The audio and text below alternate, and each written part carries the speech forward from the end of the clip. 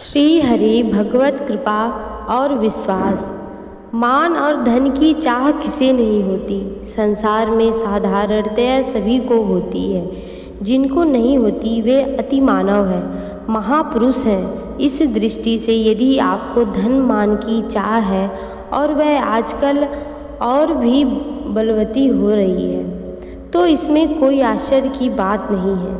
आश्चर्य तो तब होता जब अंदर छिपी हुई चाह अंदर ही अंदर दबकर मर जाती, उसका अस्तित्व ही नष्ट हो जाता।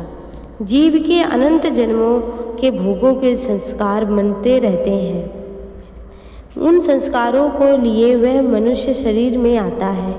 यहाँ आने पर यहाँ की परिस्थिति के अनुसार किसी किसी के वे पुराने संस्कार नए प्रतिकूल संस्कारों से दब जाते हैं और किसी किसी के अनुकूल नए संस्कारों का बल पाकर विशेष रूप से बढ़ जाते हैं। यह स्मरण रखना चाहिए कि अनुकूल सहायता और शक्ति मिलने से पूर्व संस्कारों का बल और विश्वास बहुत बढ़ जाता है, क्योंकि उनकी सारी शक्तियों को चारों ओर से विकसित करने का होने का सुअवसर भी सुविधा मिलता जाता है।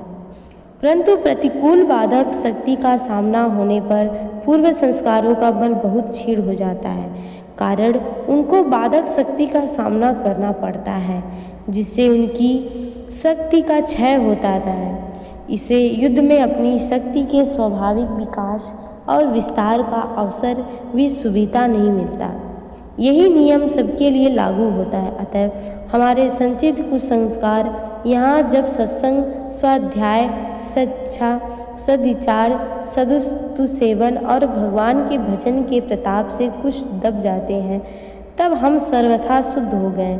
होता यह है कि कुछ संस्कार नष्ट नहीं होते, दब जाते हैं, दुबक जाते हैं, छिप जाते हैं और अनुकूल शक्ति का सहारा न मिलने से प्रतिक्षण क्षीण होते चले जाते हैं। ऐसी अवस्था में यदि सत्संग, सद्विचार, भजन आदि उपयुक्त साधन चालू रहते हैं, तब तो कुछ संस्कारों का सिर उठाने का मौका नहीं मिलता और अनंत में वे भगवत शरणागति या तत्व ज्ञान उदय के प्रभाव से मर जाते हैं।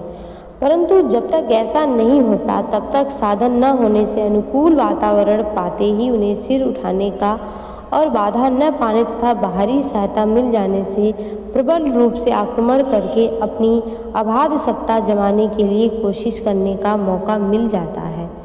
ऐसी दशा में बड़े बड़े नामी गिरामी तपस्वी और साधकों का पतन देखा जाता है। हम लोग तो किस बात की मूली है। मनुष्य को भगवान में एक विवेक शक्ति दी है, जिसके द्वारा वह भले बुरे का निर्णय कर सकता है।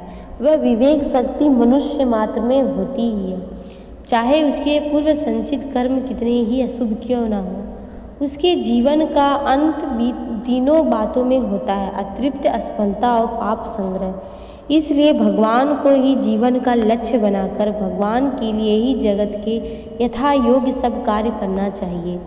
समस्त जीवन उनकी पूजा का उपकरण बन जाए, जीवन का प्रत्येक पल उनकी प्रार्थना ग्रंथ में एक एक पृष्ठ बन जाए, तभी सुख, शांति और सच्ची स्थायी सफलता का दर्शन होंगे।